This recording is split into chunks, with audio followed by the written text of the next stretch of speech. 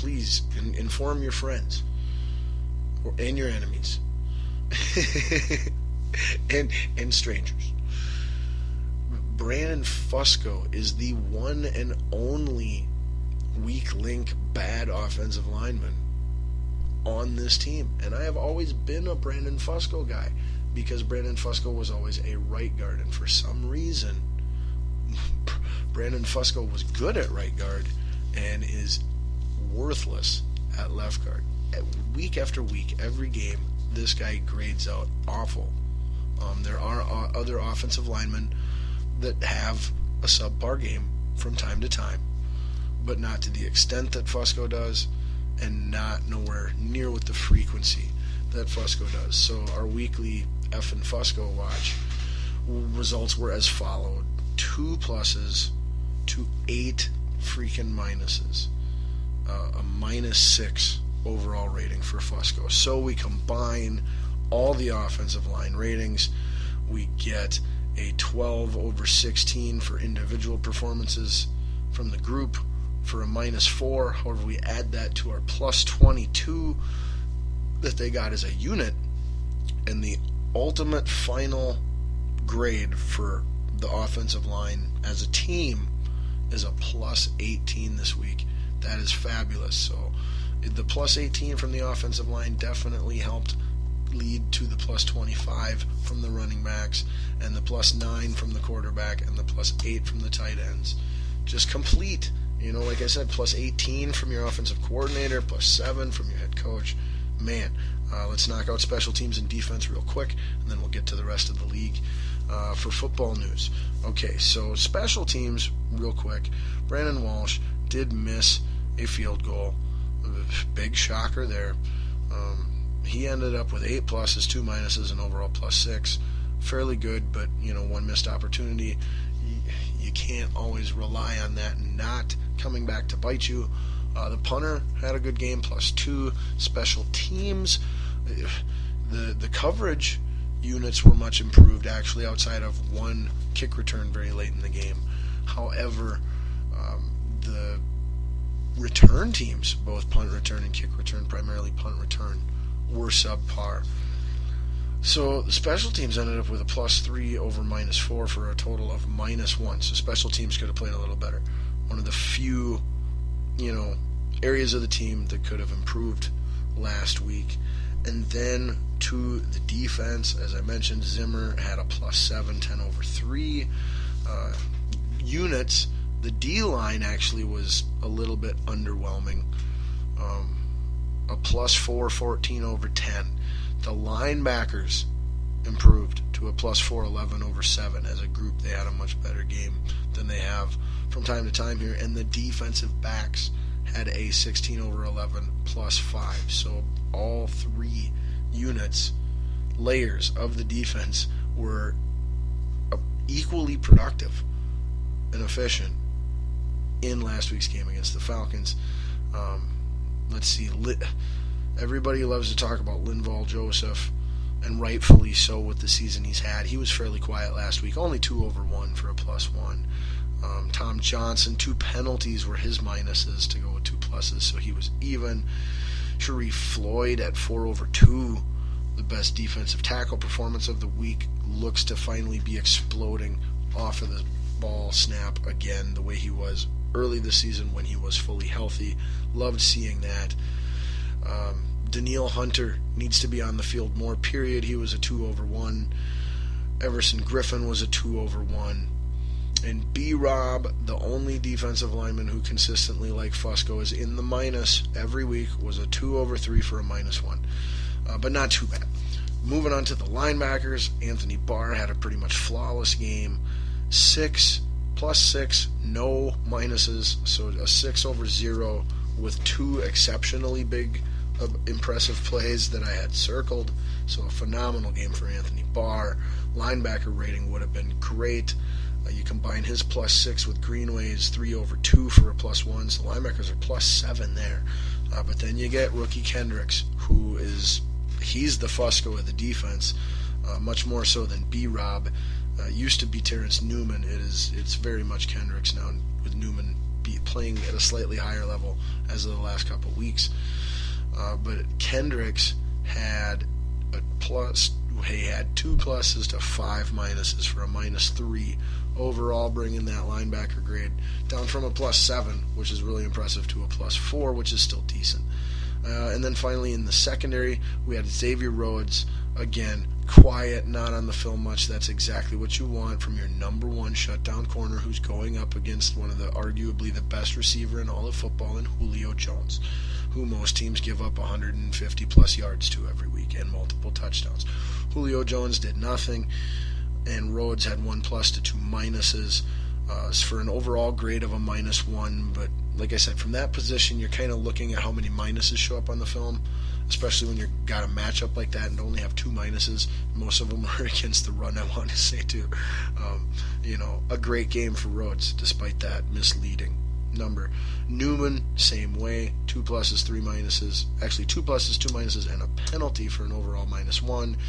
Captain Munnerlyn with 3 pluses, one of which was a big play that I circled, a minus and a penalty for an overall even. And then the safeties, Harrison Smith was out with injury, thought that might be a problem. Everyone else stepped up. Sendejo was great until he went out with injury right before the end of the first half. He had 3 pluses to 1 minus for a +2. Exum was starting in place of Harrison Smith. He had a phenomenal game, 5 pluses and a penalty at the very end in the second half for an overall +4. Phenomenal game. Been saying since the preseason, get him on the field with Harrison. He's the second best safety we got. Nobody's wanted to listen. Boom, the proof's in the pudding. I was right all along. I knew it. I told you so. Better late than never, though. Thanks for coming around. And finally, Robert Blanton is coming in place of the injured Sendejo, who, as I mentioned, went out before the end of the first half. He came in, had 2 pluses and a penalty for a +1. So, not a whole lot negative to pick apart.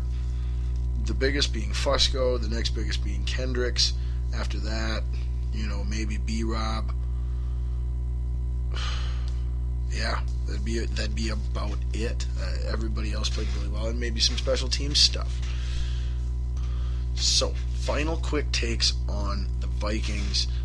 Pay attention to that Harrison Smith injury. While Exum's playing great in his replacement, Harrison is a big-time baller, and we want him back on the field healthy. Another note, again, I gave you the numbers on Teddy. The vice versa numbers for AP hold true the same way. Don't worry about the individual statistics Teddy is putting up. Odds are the lower the numbers he's got, the more likely it is we're winning the game. Okay? Again, offensive line props for the most part as a unit and individuals, minus Fusco, as always. In 2 weeks, we could be playing, as long as we beat Seattle on Sunday and Arizona wins, well, even if Arizona doesn't win or lose for Arizona, as long as we beat Seattle on Sunday, the next week's game, which is on Thursday night again, by the way, it's going to be a phenomenal game. The 2 of the 3 best teams in the NFC. That game will be for second place in the NFC conference, which is a first-round bye and guaranteed home field advantage in the second round of the playoffs. So huge, huge game. Either way, because of the tiebreaker factor. And then finally, the thought, just to ponder on the Vikings, is do we actually want, assuming if we don't get the 2 seed and would be the 3 seed, do we want the 3 seed, or are we better off being the 5 seed wild card? Because being the 5 seed wild card, whoever gets that, right now it's the Packers, gets to go to the winner of the NFC East, which stinks that the first place team has a losing record, is 1 game under 500. So the top wild card team has a great, easy first round matchup on paper. The 3 seed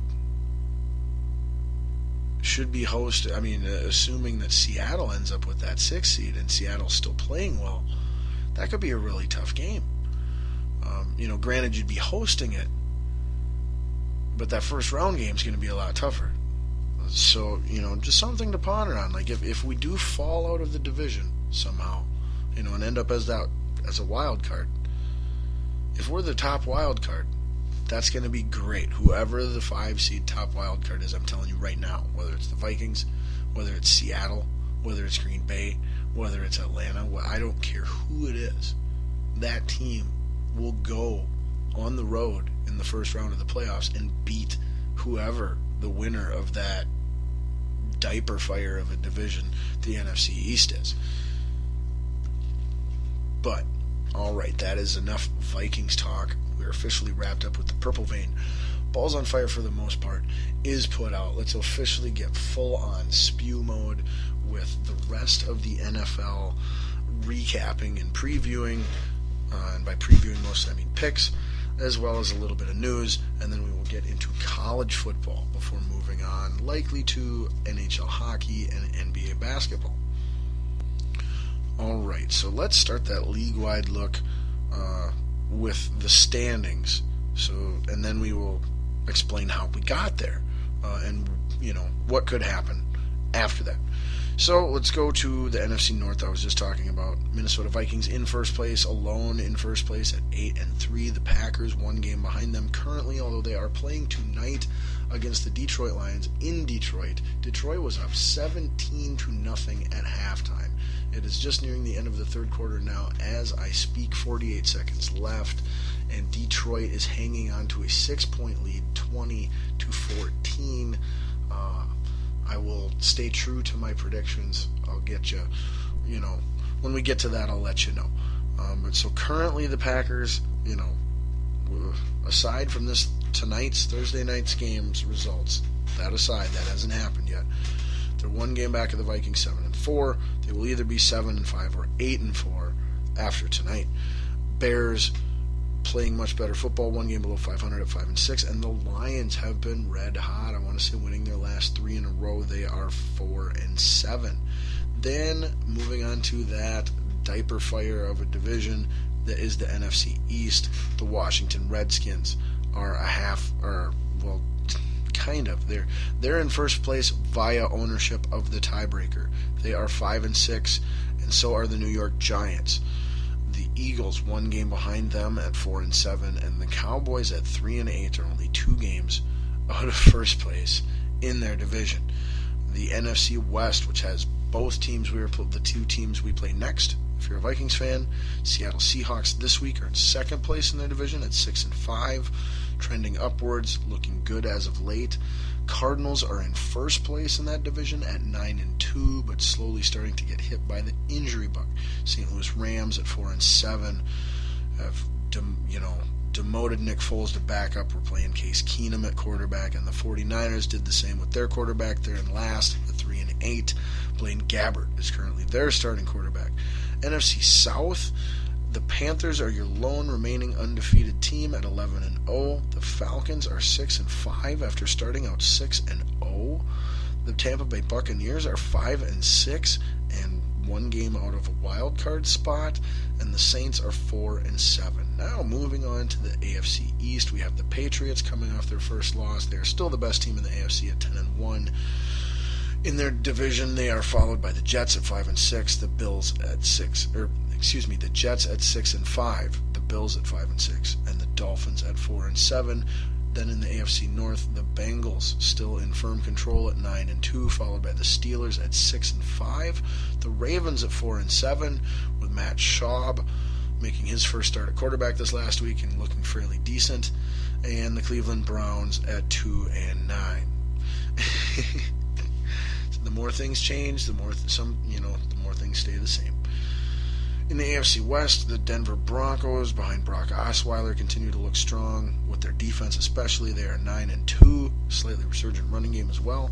Chiefs are 6-5, Raiders are 5-6, and the Chargers are 3-8. Then in the AFC South, we've got the Colts and Texans trying to make that division look respectable, tied for first, both 1 game above 500 at 6-5. You've got the Jaguars trying to hang in there at 4-7, and the lowly Tennessee Titans at 2-9, battling with the Cleveland Browns for that number one pick in the upcoming draft.